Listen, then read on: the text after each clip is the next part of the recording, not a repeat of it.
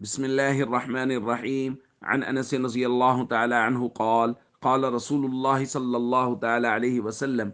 إن في الجنة لسوقا يأتونها كل جمعة فتهب ريح الشمال فتحثو في وجوههم وثيابهم فيزدادون حسنا وجمالا. رواہ مسلم۔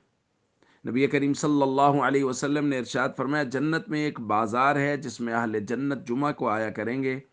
اور اس دن شمال کی ایسی ہوا چلے گی جو ان کے چہروں اور ان کے کپڑوں پر پھیل جائے گی، اور یہ حسن اور زینت کے اعتبار سے مزید بڑھ جائیں گے۔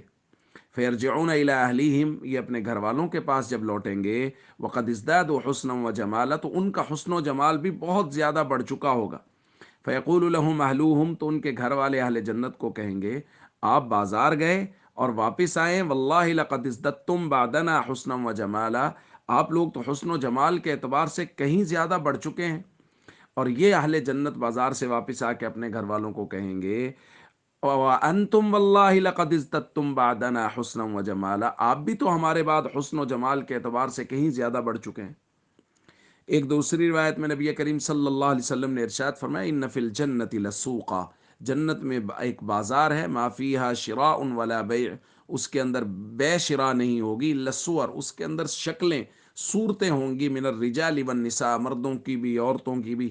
فاذا اشتہى الرجل صورہ دخل فیہا، جب کوئی مرد کسی صورت کو دیکھے گا، اس کو پسند آئے گی کہ یار یہ کتنی خوبصورت شکل ہے، تو وہی شکل وہ اختیار کر لے گا، اس شکل میں وہ داخل ہو جائے گا۔ دوستو، جنت اللہ کی رضا کی جگہ ہے، اور اللہ نے جنت کو بہت خوبصورت بنایا ہے، اور اللہ نے جنت کا ایسا ماحول بنایا ہے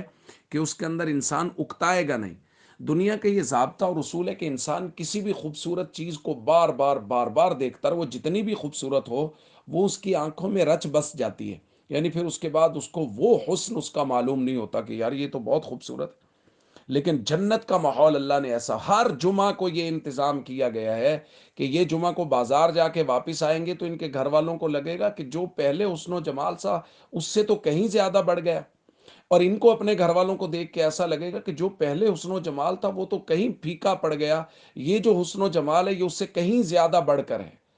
تو یہ جو ایک فطری عمل تھا کہ ایک ہی خوبصورتی کو بار بار دیکھ کے وہ آنکھوں میں رچ بس جائے، اللہ نے اس کو بھی دور کیا، اور ہر جمعہ کو یہ انتظام کیا کہ اہل جنت کے گھر والے ہر جمعہ کو مزید خوبصورت ہو جائیں گے، اور اہل جنت جس شکل و صورت کو چاہیں گے اس کو وہ اختیار کر لیں گے۔